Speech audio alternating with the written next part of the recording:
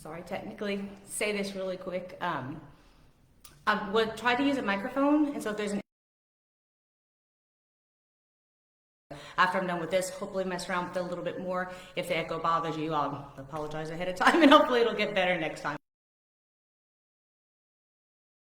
Okay, so like I said at the beginning, happy Sunday, and today is the first day of the Summer Success Challenge. What I'm gonna do before we kind of get into this, wait, let me X out of this, it's distracting. Before we get into any of the, any kind of details of the challenge, for those of you background, so you can see where I came from and how I ended up here. I have 3 sons, all of them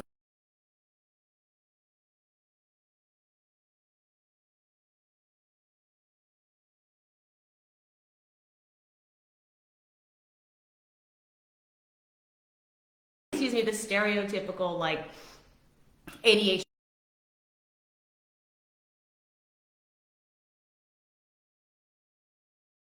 with only one shoe on and not even realize he falls into that category. And my youngest son is 12, and he very much physically hyper, but he's the one that we've struggled with most for emotional regulation. Now and the way we handled things is I followed a traditional route, and from my experience, that traditional route really meant trying to fix or change or alter them in some way, right? So I would go this conventional thing, the medicine, the doctors, the just kind of different tips and tricks that we would get from his teachers and things, or from their teachers, until there was always inevitably some kind of crisis. And then when that crisis hit, I made this drastic change. And then from there, we would just start experimenting and playing, and then eventually kind of work things out. That happened with my oldest son, and it happened with my second son. Well, my third son presented his ADHD in a way that, at the time to me, felt dangerous. So, again, we started out that conventional route, like we did the, go see the doctor and do the medication and then try different alternatives and stuff at home. But his version of ADHD and his emotional regulation, I guess, capacity started to show itself in a way, like I said, that felt dangerous. And as much to him as it did to me, he would have these absolute, I'm calling them tornadoes of emotion, right? This anger and this fear and these utter meltdowns and breakdowns. His brain would kind of quit functioning to the point where nobody could analyze it, and there was no way of comforting him. And it freaked me out. It was something I had never experienced before, and it terrified me.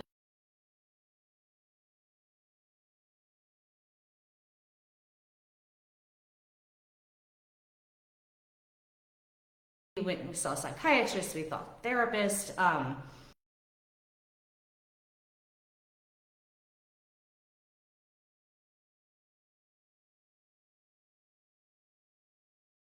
Like we went this big, long route of poking and prodding and testing and digging and just trying to get it to where he was going to change or be a different person in some kind of way. And then, and just like before, in the past, we hit a crisis.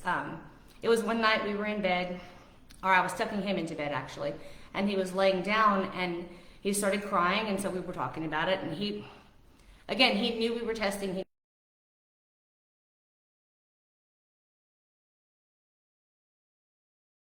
That his brain was in some way broken. And he actually said the words to me is, "Mom, God shouldn't have let me live because my brain is broken." And I had no response for that. It utterly crushed me, broke my heart. I mean, here's my 2nd grade child who thinks that he's not worthy of even being alive because none of the testing and the conventional routes that we were taking worked. So just like I had done in the past, we decided to do a complete, utter game change of things. But this time when I did it, instead of just reacting with just, let's try the next thing, next experiment, next thing, next experiment, I did it with a little more thought. So he had about 3 weeks left at the end of that school year. I pulled him out, didn't even care about grades, consequences, all those sort of things. I took a deep dive into researching how the ADHD brain works, why it works the way it does, and what we can do to, again, I was still kind of in a mindset of change, of fix, some sort of way. And then I committed to homeschooling him for his 3rd grade year because, I wanted to get to the root cause. Why was he so angry? What was he so afraid of? What could I do to help him, to comfort him, teach him to deal with his emotions better than he was doing before, it was completely ineffective. And so in doing that, I also, in August, kind of right after he started school, or I started homeschooling him, I almost accidentally met and found my own personal life coach and started this, and who's now my mentor, and started this journey of life coaching. And that's when I realized that the combination of research between the ADHD I was doing and my approach to parenting my ADHD children was the most important key to ensuring their health and their happiness, right? Because it's ultimately, as parents, that's what we're after. We want our kids to be healthy, we want them to be happy. And what I was doing before was making things worse. It certainly wouldn't make anything better. But then, and in doing the self-reflection, the self-awareness that I didn't have when my older kids were younger, I realized that the whole time when I was, they were hitting this crisis point and then I was changing, I was doing the same thing, right? And so basically for 25 years, I've been using what worked for them versus what works for other people. And in the process, over the course of my experience, and then combined with my life coach training and the research that I've done, I've come up with this method of working with your child rather than against it, and it has been a total game changer for me, and I know that it will for you guys. And so today's topic, I wanted to talk about how mindset affects what we choose to do and what we think we have to do, and how we do priorities and that sort of thing. Then I'll go into a little bit of how this workbook that you guys have, how it's worked and why it's structured the way it is. And then we're going to go into a little bit of, like, again, the ADHD nervous system and how to work with it rather than against it, okay? So have-tos. Almost every client that I work with, when we start talking about, we always start with awareness. When I'm on my one-on-one coaching, that's our primary focus, especially at the beginning, is awareness. It's noticing patterns in your child's behavior. That way you can figure out trigger points. Start to learn to distinguish, is this ADHD or is this just a kid being a kid and pushing boundaries? So this presence, in life coach speak, we call it presence, but this awareness of what's going on and why it's happening. You can't get to the why until you understand what is going on. And most of them start out really good and very enthusiastic, then after a few days, maybe even a week sometimes, it'll drop and it's like, okay, what's going on? And they go back to, there's so many things I have to do. There's so many things I have to do. And dealing with his or her ADHD just makes everything that I have to do so much harder, or it adds more to my have to list, right? And the idea of you having to do anything is actually a completely false story that we've been conditioned to believe. You don't have to do anything, right? Let's say for an example, oh my goodness, I don't know what to do because I have to clean the kitchen. No, I don't have to clean the kitchen. I don't like dealing with them. It becomes much more freeing, right? And much less combative. So that's what have to's. I mean, even you can get a little bit morbid, but you don't even have to be alive if you don't want to, right? Every single thing is a choice. We've just become so conditioned to assuming that we have to because it's on a list, or because we have, we want to do things, or we feel obligated to do things, but recognizing that it's a choice, it empowers you and it'll free up some of that emotional space that your child's going to need from you. So that's kind of the first activity. That's why it's on day one. When you're going through your workbook and get to that journal page that says day one, my have-tos, that's what that's about. So we're going to go over that in a little bit. Okay, the weekly schedule. You see the way it's done? It's not a schedule like a conventional schedule like you're used to, right? The ADHD brain loves, craves, and needs routine. It needs some form of structure. It's, you'll see, or I've noticed with my kids as they become adults, I'm having to help them set up a routine in the structure that they need, but they function best in routine. But it doesn't mean that they function well on schedules, right? So you can't, you may have this picture in your head, well, I'm going to be out the door by 7:30, and so I want your, I want you out of bed by 8 o'clock. I want your bed made and cleaned, your bed made, your room cleaned by 8:30, and you will do this by 2, and you will do this by 4, and before I get home, this is going to be done. Like this schedule thing with a bunch of time. One, the time thing doesn't work. Time blindness with ADHD is real. That's why you'll notice I have ADHD as well. I have tons of alarms. Everything's on my calendar with alerts. I've got to, because it's either, the ADHD nervous system has two forms of time. It's either right now or later, and later is forgotten. So unless it's right now immediately, that needs to be done, that sense of urgency, then it's not really going to be effective in trying to motivate or get anything done. So if you leave this list of things that need to be done at 8, at 10, at 12, at 2, they're not going to respond to it very well because you're speaking a different language than their brains can understand. That's just not how they take in the world.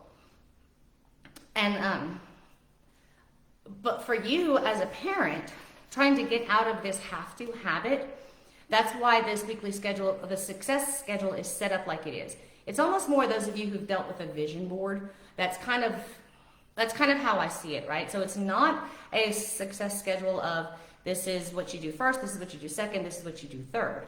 It's what do I want to do, what do I want to see, and how do I want to feel? Because feelings are our primary driving force behind most of the actions we take, right? You know, when you're scared, you're angry, or you're happy, the actions you take are a whole lot different. And so you start off with what do you want to do, right? So that's your list of priorities. What are the things that you have chosen to prioritize for the day? As parents, we have a tendency, excuse me, we're going to come up with this 3-page list of to-dos and there's never enough time to get everything done. That's why you prioritize. So what do I want to do today? That comes from that priorities checklist that you've got. And so every day you write down your main priorities. You might have 27 things underneath those main priorities. But when you know that these are the 3, 4, 5 most important things I want to get done, when you get those 3 to 5 things done, you can still feel very satisfied and very accomplished. So that's what the priority list is for. What do I want to see? This can be different from any other people. My son has a little bit of a sensory issue, I guess, so he changes clothes 3, 4, sometimes 5 times a day. So walk in the house and I see this mountain of laundry and I feel disappointed, I feel discouraged, I feel frustrated, and so I don't want to see that. I don't want to see the big mountains of laundry and doing that sort of thing. And I also want to see a smiling child. I want to see a happy family. I want to see my child happy with what he accomplished that day. And so that's what the I want to see is. And then I want to feel. I don't know how you phrase it. For me, I like to feel satisfied. I like to feel accomplished. I like to feel playful. I like to feel energetic. And so that's why it's each day. It's divided into 2 sections, right? So you start with the first one. What do I want to do? What do I want to see? What do I want to feel? And the second column, I'm pointing to paper, you can't even see it. The second column right here, each day is divided up. So one side's for you and one side's for your child. And so it opens that communication too. You can talk to your child. What do you want to do? What do you want to see? And how do you want to feel? And from that conversation, you can start to open up and learn. Give your child an opportunity to have their own voice, to be heard, to feel recognized, and give them the power that they have a voice, that they have a say in what they want to accomplish, what they want to see, and what they want to feel that particular day. It's empowering, and then it's a chance for you to learn what's important to them, and then you can compare it what's important to you, and so you guys can come up with a compromise, which again we'll go later, like on a particular day, but we're going to take this one step at a time. But at one point there's going to be a compromise part, right? But when you're both clear about what you want to do, see, and feel, and you're talking to each other, then when it comes up to the routine that you're going to establish, it's going to be satisfying for all of you that are involved, right? So that's what that's done. The weekly goal at the top versus the reward. The goal is kind of for you, again, like a vision board. At the end of the week, what do you like? Do you want to go into your weekend, whatever day, like if I don't know if it's a traditional weekend, depending on how you work, but do you want to go into your weekend looking forward to it? You want to go into dreading it? Most people don't want to dread it. Or do you want to say, you've got enough done during the week so that you can go watch a movie or go, even with like out to eat with your friends, or go get a massage, or go for a walk, or hit the gym harder than you had been before. Like whatever your particular goal is for that week, that one's at the top. The reward, I like the reward system, not in the traditional sense. It's not like a form of bribery, like I'm going to bribe you to do what I'm asking you to do, so therefore we're going to have a reward at the end. The reward should be something that your child wants, like really wants to, that's for them. Liam loves animals, so we do things like go to the zoo, or we'll go to, there's like a drive-through zoo about an hour from here, like he wants to do. Just kind of something that appeals, or even like go to the library sometimes, or go watch a movie, or have a friend over. Whatever that reward happens to be, because it gets you working on the same page. You have your goal, and you've got the reward set up. again, you're starting to communicate, okay, how can I get what I want and my child still have what they want, but not in a bribery kind of way. It gets you on the same page, working together rather than against each other. There's so much of traditional parenting that's combative. You know, a kid is good and you win when they obey you, right? And so, but in order for you to win as a parent, hey, my kid is good because they were obedient today. In order for there to be a winner, there has to be a loser. And over time, if you're constantly only being told that you're a good person, if you're in that loser position, they'll eventually give up and you'll get your way. Great, wonderful, it's short term, it's fine. But that resentment kind of builds. And so when you're working together toward a shared goal, an outcome that you both want, and then you're learning to communicate and get there in your own ways, but get there together, then that's more of that cooperation and then the communication that's so important between a parent and a child. And so day one of the workbook is kind of like a journal. I'm going to, true confessions here, journaling is not my favorite thing in the world, and I'm not one to write big, long, elaborate stories. You know, today I woke up and did this and felt sorry. I use journaling as a brain dump. Kind of like if you would put a vacuum cleaner on my head and just suck the garbage out. And so that's where I've gotten this thing too. And especially as a parent, we again go back to the time thing, right? We have all of our to-do lists and our have-tos and whatever.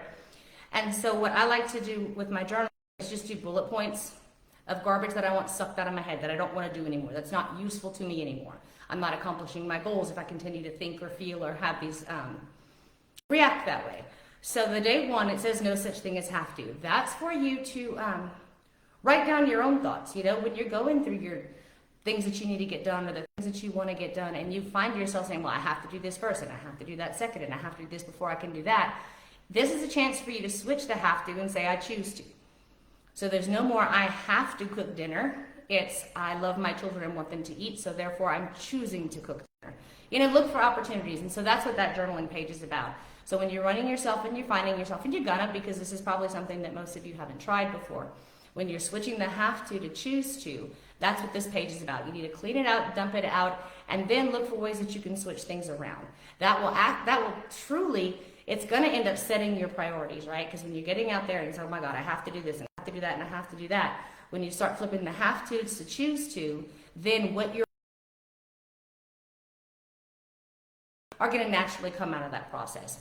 So that's one of the things, I highly recommend doing that in the morning, and then do your I want to do, I want to feel, and I want to see challenge along with your child. And then when you start your day, you guys are on the same page, you're trying to work towards the same goal, your kid wants their reward, you want to feel a particular way, and then you can start from that point. So when your mindset's going to be clearer, your goals are going to be very concrete. And your child's goals are going to be very concrete. And so later, you know, did you do this? No, well, we got to get it done if you want your reward. And then even to hold yourself accountable. It's like, no, I don't want to feel frustrated at the end of the week with my child, or I don't want to be afraid to leave the house. And so in order to do that, I need to approach him in a less combative way maybe, or however you go about it. And so that's what those 3 pages are for. Yeah, that's the only 3. Leave them in the comments. I try to interact. I prefer, and I'm more comfortable responding to questions and comments than I am kind of these staged or scripted presentations. And then 2, it also will give me an opportunity to make sure that you are getting what you want out of this challenge. Because that's really what this challenge is about, right? It's about me trying to help you meet your goals, your needs, your wants within your own family. And without any feedback, I won't even know whether I'm covering those things or hitting those things specifically if you want to. So even if you're watching the replay, go ahead and comment under this video. I'm going to reply to each of them individually. And then we'll keep going forward that way. And then if I start to notice a pattern or there's concerns that, you know, quite a few of you have that I haven't addressed, then I can throw a bonus live thing in there. And if we want to,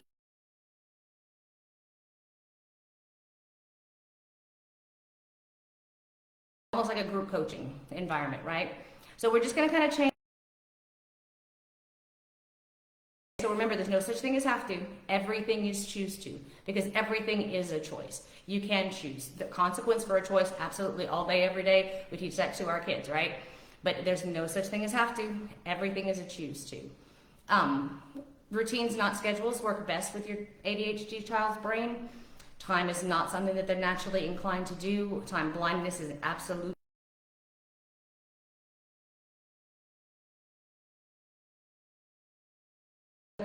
priorities come in on the next step instead of a schedule, because a schedule's, it's not going to work. It might work for you, but it's not going to work for your child. So you prioritize your stuff before you move forward. And then use that journal page to dump out any of those lingering have-tos that you see, and look for an opportunity to change the have to from choose to. And from that list, you're going to see how naturally like your priorities are going to begin to show, and much calmer you're going to be because you'll have freed up all that emotional space. I hope this helps. Again, leave comments, questions on in your life. Feel free to use this group. It is a private group of like-minded parents going through very similar experiences, all again choosing to be here, right? Because they want to do different, they want to learn something different. And so it's a safe place for you to just leave your comments, and I'm going to answer all of you directly, okay? I'm going to see you tomorrow afternoon.